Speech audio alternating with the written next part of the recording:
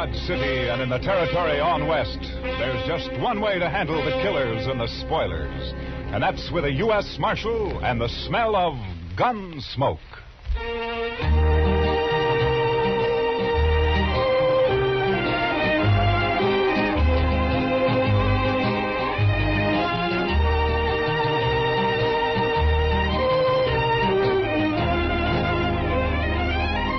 Gunsmoke, starring William Conrad. The transcribed story of the violence that moved west with young America. The story of a man who moved with it. Matt Dillon, United States Marshal.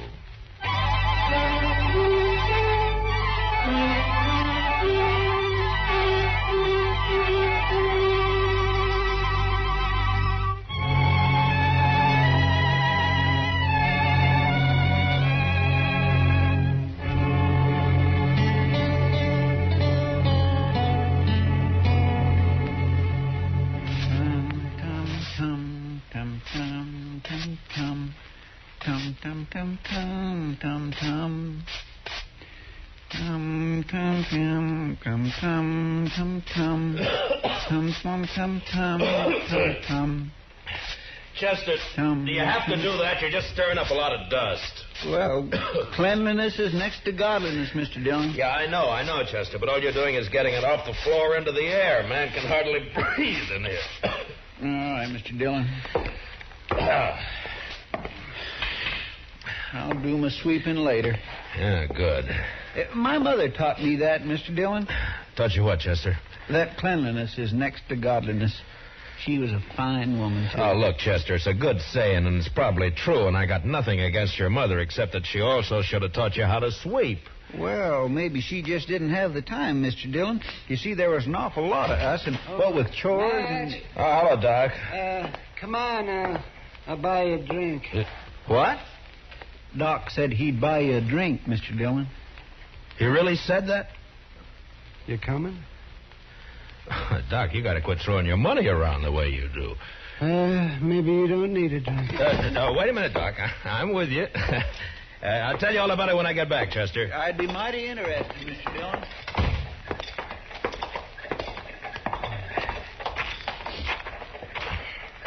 Oh, sure be glad when it gets winter again. Why, Doc? You'll just complain about the cold, then. I suppose.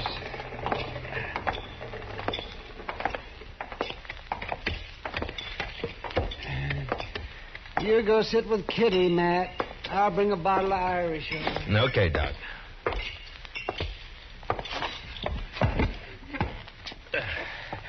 Hello, Kitty. Hello, Matt. What are you and Doc up to? Hey, he wants someone to talk to, so he picked me. And you. Fine. I'm a good listener. Lots of practice.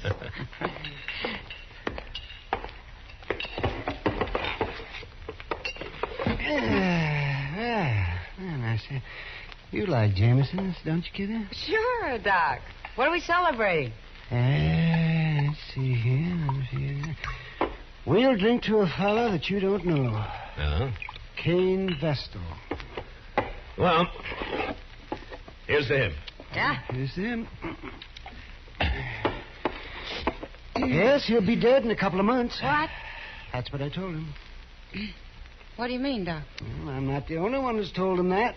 I'm just the last. Well, who is this Cain Vestal, Doc? Oh, he's just a fella. Came in on the train last night, leaving for Arizona tomorrow. Huh? That's where he's going to die, in Arizona. He's a musician. He plays the guitar, he tells me. Well, how's he going to die? Consumption. He's got it bad. I'm the last doctor who's going to ask about it, he says. Poor fella.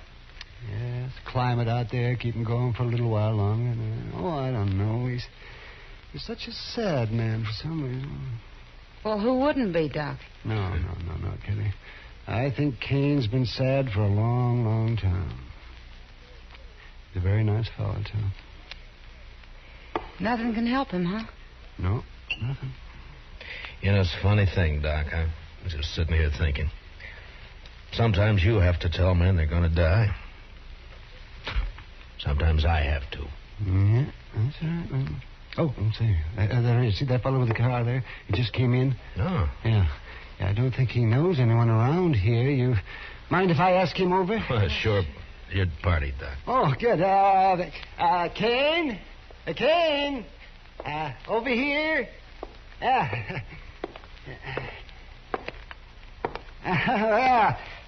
Sit down. Sit down. Cain, this is Kitty. Hello, Cain. Kitty. This is Marshal Dillon. Hello, Marshal. Pleasure to meet you. It's doing it, yeah. Sit down. There we are. Have a drink. Oh, thank you, Doc. This your first trip west, Cain? Yes, Marshal, it is. Well, where are you from? Why, no place in particular, Miss Kitty. I seem to spend most of my life on the Mississippi River. I thought you were a musician. I am. I was hired to ride the river boats and play my guitar for the passengers. Oh. Well, at least you've had a constant change of scenery. Yeah. After 20 years of going up and down that river, it got pretty familiar, Marshal. Well, Cain, I knew a young fella back in St. Louis before the war, and he was learning to be a river pilot. Say, I wonder if you ever ran into him. Name of Clemens, Sam Clemens? No, Doc, I don't believe I did. Oh, he was a very amusing fella. He was just chock full of stories. You leaving Dodge tomorrow, Cain? I'm headed for Arizona, Miss Kitty. No reflection on Dodge, though. If you hit a place out there called Tombstone, I wish you'd look up Virgil Earp for me. Tell him I sent you, huh? Well, thanks, Marshal. I'll do that. Say, Cain, I wonder, could I ask you a favor? Why, certainly, Miss Kitty. Anything at all. Or would you play something for us? I had an idea that's what it'd be. Anything in particular? Oh, play something you like, Cain. Another girl I knew used to like this one.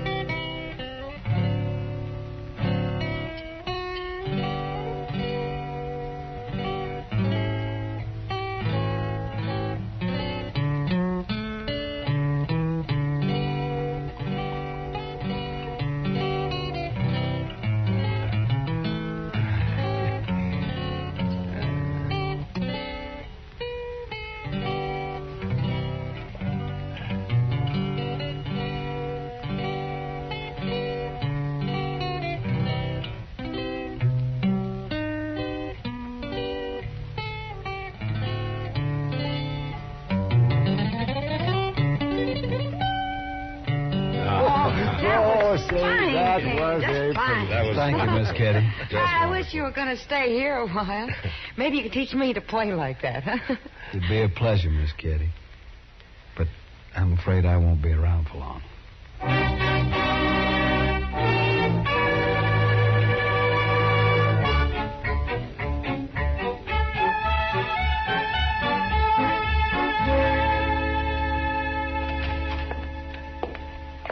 Morning, Mr. Dillon. It's, noon, Chester. Yes, sir, I know, but you went off with Doc yesterday, so I figured I had a little time coming today. Well, that depends on how you spent it. Now, if you've been gambling, Now, Mr. Dillon, you know I never gamble. No, sirree. I was out helping a fellow learn to shoot a 6-gun, that's all. Now? You mean there's a man in Dodge who doesn't know how? This fellow don't. Never had one in his hand before.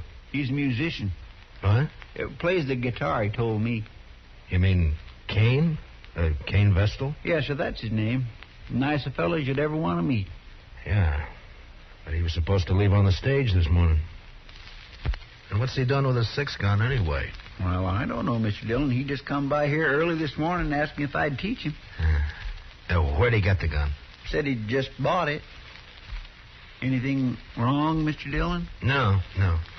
It just doesn't add up somehow, that's all. Oh, well, he won't cause any trouble. He's not the sort. You never know, Chester.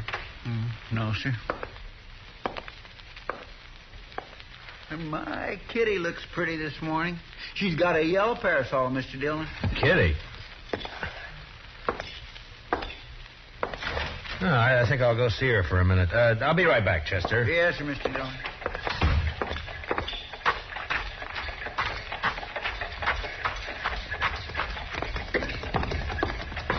Kitty? Hello, Matt. Kitty, I'd like to talk to you for a minute. Oh, sure. What is it? I'm curious about something, Kitty. Maybe you can help me. Maybe. How long was Cain Vessel with you yesterday? Cain? Oh, well, he didn't leave till the evening. Why? Well, he didn't go out on the stage this morning, and he's bought himself a 6-gun. You any idea why? A gun? Huh? Doesn't sound like Cain. Anything happened yesterday, Kitty, or did he tell you anything? Oh, yeah. There was one thing, Matt. Joel Adams and a couple of his men came in. Yeah? Cain got pretty upset when he saw him had a bad coughing spell. Oh? Later, he asked a lot of questions about Adams. Well, what'd you tell him?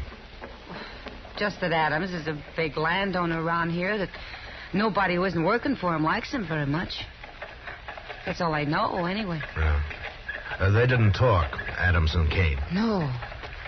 I don't think they even know each other. Well, anyway, he sure isn't the sort to be packing a gun. Now, you'll just get into trouble, Matt. Yeah. Where's he staying, did he say? Dodge House, I think. Thanks, Kitty. I'll see you later.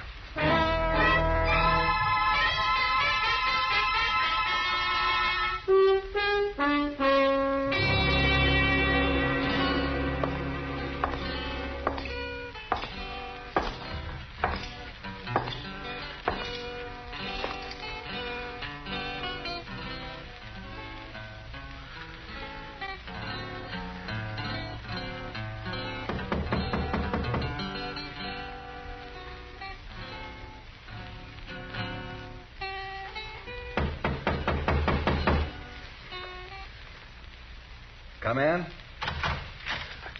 Hello, Cain. Why, Marshal Dillon. Come in. Thank you. What can I do for you, Marshal? I thought you were leaving Dodge on the stage this morning. Well, I was, Marshal, but I changed my mind. You know how it is. Sure, Cain, sure. Now, we're glad to have you around. Yes, though. Your staying have anything to do with that gun you bought this morning? Oh, Chester told you. I thought he would. He's a good teacher, Marshal. Yeah. But that doesn't answer my question. Do I have to answer it? I'm just trying to help you, that's all. Yeah, I appreciate that, Marshal, but I'm afraid there's nothing you can do. Look, Cain, you're new in this country. A man like you just can't pick up a 6-gun and call himself a fighting man. Not and expect to live through it. I certainly lay no claim to be a fighting man. Then why did you buy that gun? There's no law out here against a man having a gun, is there, Marshal? No. But any man who carries one is expected to use it when the time comes. You'd be a lot safer without one. Being safe doesn't mean a whole lot to me, Marshal. Not now. Yeah, I know. Doc told me. What's it all about? It's a long story. And an old one, I suppose. I'd really rather not talk about it. Well, I can't force you to. But tell me this. Does it have anything to do with Joel Adams? Yes, it does, Marshal. I'm going to kill him. When? I don't know. Anytime. Well, why? That's the long story I mentioned. All right, Cain. But if you try to face him, he'll kill you before you got that gun halfway out of your belt. And if you shoot him any other way, you'll hang for it. You've forgotten something, Marshal. What? No matter what I do, I'm going to die soon anyway. A month or two isn't going to make any difference. You hate Adams that much? I wouldn't kill a man I didn't hate, would I? I didn't think you were the sort of man who'd kill anyone. Only... Anything happened yesterday, Kitty, or did he tell you anything? Oh, yeah. There was one thing, Matt. Joel Adams. He doesn't know me anyway. Never even saw me before. But you want to kill him? Yes, sir. Well, I'll take your gun away from you, but you just find another one. And I can't arrest you unless I catch you trying to bushwhack him. I'm sorry for the trouble I'm causing you, Marshal. You know, I've never had to deal with a man like you before, Cain. Maybe I ought to just tie you up and throw you on that stage. You could. But I'd just come right back. Yeah, I guess you would. I'm sorry this has to happen here in Dodge, Marshal. Then why don't you leave?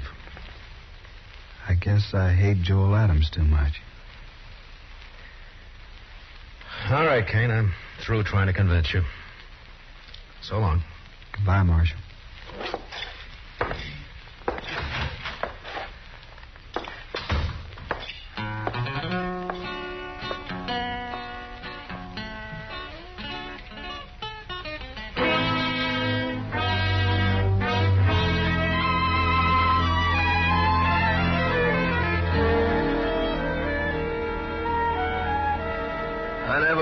Cain Vestal, Marshal. I never saw him before last night. You must have known him somewhere, Adams. You're trying to make me out a liar, Marshal. I'm trying to save Cain's life and yours, maybe. Oh, he ain't going to shoot me. I'll kill him first time he looks sidewise. Maybe you won't see him. Oh? Shoot me in the back, eh? Well, in that case, In that case, what? Why, nothing, Dillon, nothing. Forget it. If Cain's shot in the back, you'll be the first man I'd take in, Adams. I don't even know him. Why should I shoot him? I'm only warning you. Well, just leave me be, Marshal. I can take care of myself. See that you do, Adams, and only yourself. Why, sure, Marshal. Only I don't much like the idea of some stranger gunning for me. Makes me sort of uneasy. There must be some reason for it. Don't start it again, Marshal. Ain't no reason. I know. You've led a blameless life. You never hurt anyone. I told you twice. There are men around here. Yeah, I appreciate that, Marshal, but You're ever any good, Adams, so don't tell me Cain's got no reason. I don't believe it. You're pushing me now, I'm Marshal. tired of your talk, that's all.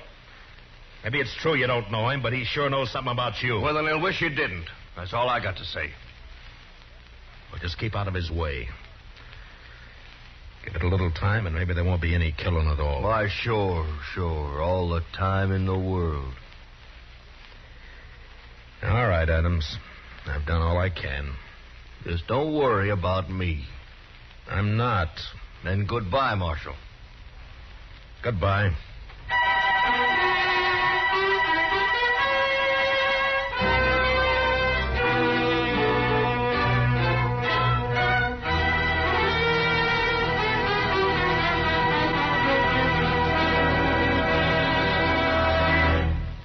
We will return for the second act of Gunsmoke in just a moment.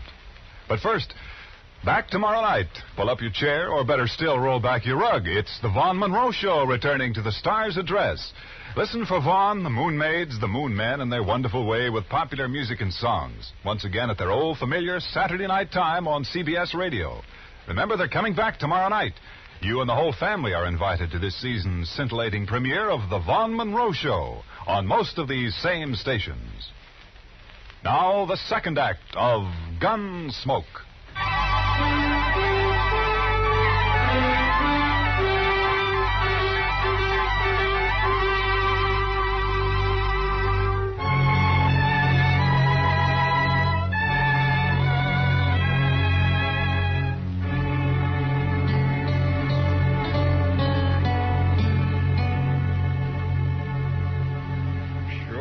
Quiet around town tonight, Mr. Dillon. Yeah. There's a trail herd due in a couple of days. I suppose business will pick up then. You'd think those cowboys be too tuckered out after a ride like that to have any juice left in them at all, Mr. Dillon. Yeah, they're too poor to cut loose any other time. Well, that don't stop them down in Texas, Mr. Dillon. No? No. It's just like an uncle of mine back in Waco. He was poor, oh, he was mean poor. But he always said the only good money was to have fun with. Oh, did he have fun? But no, sir. He was too poor, like I said. All right, Chester, all right. All I ask is that you don't try to explain it to me. Well, but there's nothing to explain, Mr. Dillon. It's just that he was the one poorest Chester. man you'd ever... Marshal, say, you want to talk to Cain Vestal? What? Cain is upstairs in my office. He been shot? No, not shot. Beat up. Well, how is he, Doc? Well, he's not too bad. A couple of cowboys found him just outside of town. They heard a shot and said 2 men rode off before they could stop them. Yeah? And I guess whoever it was, they didn't have time to finish the job. They just got started working on him. So Adams made the first move, huh? I'll be back soon, Chester. Yes, sir, Mr. Dillon. They hit him on the head with a gun butt. Scratched him up some. Outside of that, he's fine. It's still assault, even if they didn't kill him, Doc. Yeah, I suppose it is. Anyway, they took a shot at him when they heard those riders coming along. Went right through his coat. Yeah. They probably think he's dead. So that's where you went, Doc. I might have known. Didn't even give you a chance to use that gun, did he, Cain? I didn't have a gun on me, Marshal, but it wasn't he. It was they. Huh? Did you recognize them? Well, I don't know many people around here. You know Joel Adams, or so you told me. It wasn't Adam. Could you pick him out if you saw him again? No, Marshal, I don't believe I could. Where were you when they grabbed you, Cain? End of Front Street. I was taking a walk after supper. They rode up behind me, one on each side, lifted me up, and carried me out of town a ways. You must have got a good look at them, at least when they got off their horses. It was too dark, Marshal. Yeah.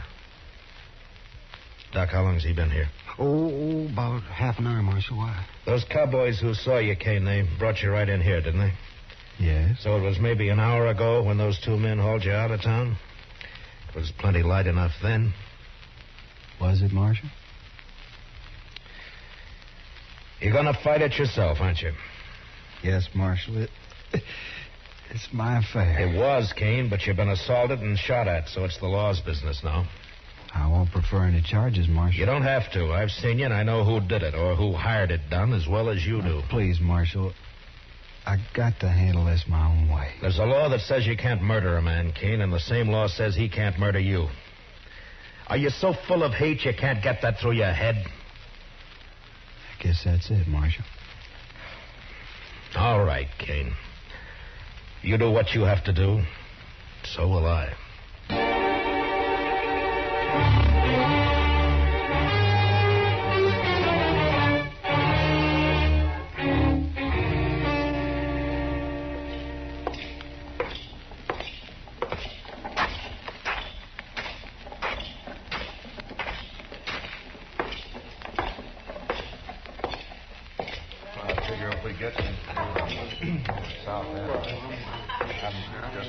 Hello, Adams. I've been looking for you. That's late, Dillon. Can't you see me tomorrow? It's not even midnight. That's early for you. You see how this marshal's always trying to get me on the Proud Boys? These boys of yours play pretty rough themselves, Adams. Meaning? Didn't they tell you? Tell me what? What they did to Cain Vestal? They did not kill Cain Vestal, and you can't prove it. No, Adams, I can't. Cain isn't even dead. What? You know, I'm curious, Adams. Why'd you think he might be? Why, somebody said he got himself hurt. Joel Adams. You arranged this, Marshal. You know I didn't. Who is he? What does he want? Hello, Joel Adams. Don't strain yourself so you don't know me. Who are you? Cain Vestal. But my name doesn't matter. What are you haunting me for? I never saw you before in my life. That's true. You didn't. But we had a friend in common once. A friend? Who? Julie Travis. What about Julie? You were a riverboat gambler then, Adams, and you had money and fine clothes and a way with women, especially young girls. Julie was only 16 at the time. Never mind all that. So she went away with you to be married, you told her. Oh. I think I guessed the rest. You wanted to marry her, but I got her instead. Is that it? That's it, Adams. That's exactly it. Oh, now I thought you really had something on your mind, Vestal. Well, all right, why don't you get out of here and quit bothering people while you can still walk? Julie killed herself, Adams. She committed suicide. What? You didn't know that, did you? Well, it's got nothing to do with me. Because you never married her after all. It was just a year after you abandoned her in New Orleans. I think it has a lot to do with you, Joel Adams. What are your plans, mister? I see you got a gun in your belt. Gonna kill you. Oh, so? When? Now. Right now. All right, Vestal, draw. Leave the gun where it is, Cain. One thing I always promised myself, Adams. Someday I'd spit in your face. Why, you...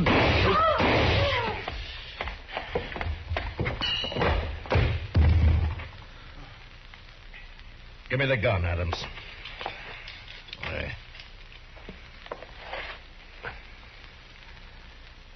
He's dead. Well, he was going to kill me. You heard him. He wanted you dead, Adams, any way he could manage. I know it. That's what I say. You're under arrest for murder. For... What? It was a gunfight. Cain never even moved for his gun. Well, then I'll hang for this. He couldn't have got me any other way. No, don't suppose he could have. I remember the river gamblers used to say, don't matter how you win so long as you win. That Cain should have been a gambler. Maybe he was. Come on, let's go.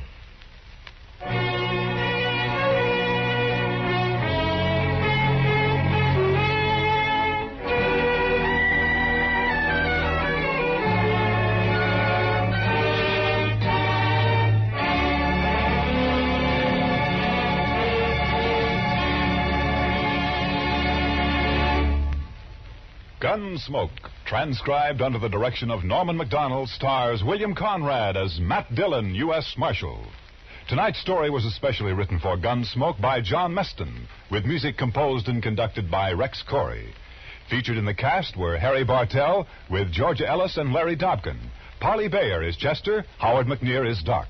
Clancy Cassell speaking. Join us again next week as Matt Dillon, U.S. Marshal, fights to bring law and order out of the wild violence of the West in Gunsmoke.